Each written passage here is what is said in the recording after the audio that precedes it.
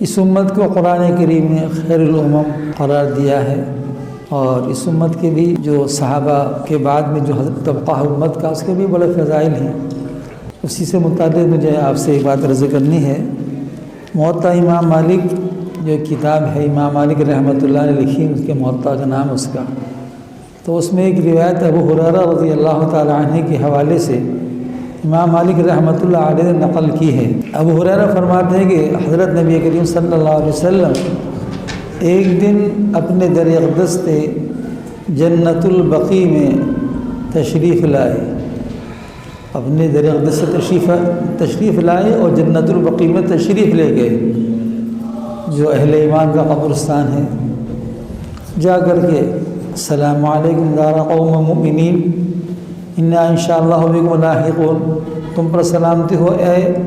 مومنوں کے گھر والوں، اور ہم بھی تمہارے ساتھ انشاءاللہ ملنے والے ہیں۔ تم ہم سے پہلے یہاں پر آ گئے ہو، ہم بھی تمہارے ساتھ قریب ملنے والے ہیں، چونکہ سب کو یہیں پر آنا ہے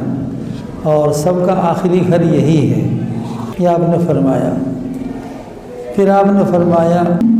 میری تمنا اور آرزو تھی میں اپنے بھائیوں کو دیکھتا، میری تمنا اور آرزو تھی کہ میں اپنے بھائیوں کو دیکھتا، یہ آپ نے فرمایا، یعنی میری تمنا ہے کہ کاش کہ میں اپنے بھائیوں کو دیکھتا۔ جو صحابہ کرام تھے رضوان اللہ تعالی علیہم اجمعین، حضرت صلی اللہ علیہ وسلم کیا السنا باخواننا، ہم آپ السنا باخوانی کا، ہم آپ کے بھائی نہیں ہیں کیا؟ فرمایا نہیں، بل انتم صحابی، تم بھائی نہیں بلکہ تم تو میرے صحابہ ہو، بھائیوں سے آگے چل کر تم میرے بھائی بھی ہو، اور آگے چل کے تم اصحابی، تم میرے صحابہ ہو، اور میرے بھائی تو وہ ہیں ولم یاتوا، جو ابھی تک دنیا میں نہیں آئے، وہ ایمان والے بھائی میرے ہیں جو ابھی تک دنیا میں نہیں آئے، اور میں نے ان کو نہیں دیکھا نہ انہوں نے مجھے دیکھا، اور وہ بعد میں آئیں گے، یعنی میرے انتقال کے بعد قیامت تک آئیں گے، وہ میرے بھائی ہیں، کاش کہ میں اپنے بھائیوں کو دیکھتا۔ یہ آپ نے ہم جیسے گنہگاروں کو، جو آپ کی امت کا گنہگار طبقہ ہم جیسا اس میں شامل ہے، ان جیسے لوگوں کو آپ نے دیکھنے کی تمنا ظاہر فرمائی۔ پیارے نبی صلی اللہ علیہ وسلم ہم جیسے لوگوں کو دیکھنے کے بارے میں تمنا فرما رہے ہیں، تو خالی یہ شفقت ہی شفقت ہے، عنایت ہی عنایت ہے۔ اور آگے فرمایا کہ میں ان لوگوں کو پانی پلانے کے لیے اس سے پہلے کہ وہ میرے حوض کوثر پر آئے، میں ان سے پہلے حوض کوثر پر پہنچ جاؤں گا، حوض کوثر پر تیار ملوں گا، بیٹھا ہوا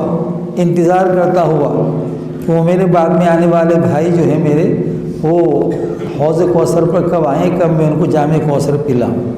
یہ آپ نے فرمایا کہ انا فرضتم فی الحوض، کہ میں ان کا پیش رہوں گا حوض کوثر کے اوپر۔ اب صحابہ کرام نے کہا صلی اللہ علیہ وسلم کہ اتنا وہاں تمام لوگ ہوں گے،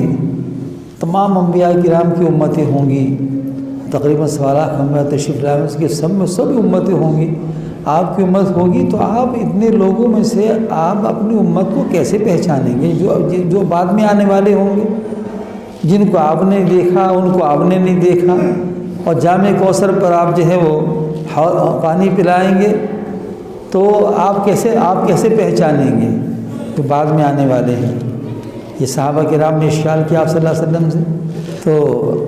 آپ نے اس کا جواب دیا کہ یہ بتلاؤ کہ ایک آدمی کے صرف کالے کالے گھوڑے ہیں، بہت بڑی تعداد میں، صرف کالے رنگ کے، ان پر کوئی سفیدی نہیں، کالے رنگ کے گھوڑے ہیں سارے کے سارے، اور اس میں سے بہت بڑی تعداد کے اندر ایسے گھوڑے بھی ہیں جن کی پیشانی اور جن کے چاروں پاؤں جو ہے وہ سفید ہیں۔ اب بتلاؤ کہ ان کالے گھوڑوں میں سے ایسے گھوڑوں کا جن کی پیشانی سفید ہو، جن کے اگلے پیر جن کے پچھلے پیر بھی سفید ہوں، تو کیا پہچاننا کچھ مشکل ہے کیا؟ کچھ مشکل نہیں، جن کی پیشانی سفید، جن کے پیر سفید، جن کے اگلے پاؤں سفید، تو ان کو پہچاننا کوئی مشکل نہیں ہے۔ تو آپ نے فرمایا یہی حال میری امت کا بھی تو ہے، کہ میری امت کے جو نمازی لوگ ہوں گے ان کے اعضائے وضو قیامت میں ایسا چمکیں گے جیسا کہ چاند کی روشنی ہوتی ہے، چمک رہے ہوں کہ اعضائے وضو، تو ان کے ہاتھ، ان کے پیر، ان کی پیشانی وضو کرنے کی وجہ سے جتنے اعضائے وضو ہیں وہ سارے کے سارے چمک رہے ہوں گے اور امتوں کے نہیں چمک رہے ہوں گے۔ تو اب بتلاؤ، کچھ پہچاننا مشکل ہے اپنی امتیوں کو؟ یہ میرا امتی ہے، اس کی پیشانی روشن ہے اور جناب اس کے ہاتھ کوہنیوں تک روشن ہیں، اس کے ٹخنے روشن ہیں، تو میں اپنی امت کو آسانی سے پہچان لوں گا۔ لیکن اسی دوران میں کچھ فرشتے کچھ لوگوں کو دھکا دے رہے ہوں گے بڑی ذلت کے ساتھ، جیسے کوئی گمشدہ اونٹ کو دھکے دیتا ہے، اس طریقے سے وہ آ رہے ہوں گے میرے حوض پر پانی پینے کے لیے، کہ فرشتے ان کے منہ پر مار مار کر کو دھکا دے رہے، جیسے کہ کسی گمشدہ اونٹ کو اس کے منہ پر مار مار کے دھکا دیا جاتا ہے۔ تو میں کہوں گا الحرم، ارے آنے دو نا، آنے دو نا، یہ تو میرے امتی ہیں، کیوں تم دھکے دے رہے ہو، آؤ نا۔ آپ صلی اللہ فرمائیں گے تو وہ فرشتے عرض کریں گے یا رسول اللہ صلی اللہ علیہ وسلم کہ آپ کی تشریف لے جانے کے بعد میں انہوں نے اپنے دین کو بدل دیا اور یہ فاسق و فاجر ہو گئے، انہوں بدعت میں مبتلا ہو گئے، اللہ کی نافرمانی میں مبتلا ہو گئے، انہوں نے یہ کیا، انہوں نے یہ کیا، انہوں نے یہ کیا۔ تو فرشتے ساری تفصیل جو بعد والے لوگوں نے آپ کے دین کے ساتھ میں، آپ کی شریعت کے ساتھ میں، آپ کی سنت کے ساتھ میں جو کھلواڑ کیا ہوگا علماء حفیظ، وہ ان کو بتلائیں گے۔ پھر آپ کہیں گے کہ فسحقاً سحقاً، ارے جاؤ کم وقت ہو، ہلاکت ہو تمہارے لیے، دور ہو جاؤ، دور ہو جاؤ، دور ہو جاؤ۔ تو آپ ایسے لوگوں کو دور کر دیں گے اور آپ ان کو ہلاکت کی بد دعا دیں گے۔ تو اس میں ایک طرف تو ہم سب کو خوش ہونے کی اور مسرور ہونے کی ہم سب کے لیے اس کے اندر پہلو ہے کہ اللہ کے نبی نے ہم جیسے گنہگاروں کو، جو آپ کی امت کے طبقہ بعد میں قیامت تک آنے والا ہے، ان کو دیکھنے کی آپ نے تمنا کی اور ان کو آپ نے اپنا بھائی بتلایا۔ خوش قسمتی ہے، اللہ کے نبی صلی اللہ علیہ وسلم اپنے امتیوں کو اپنا بھائی فرما کر ہم سب کی حوصلہ افزائی فرما رہے ہیں۔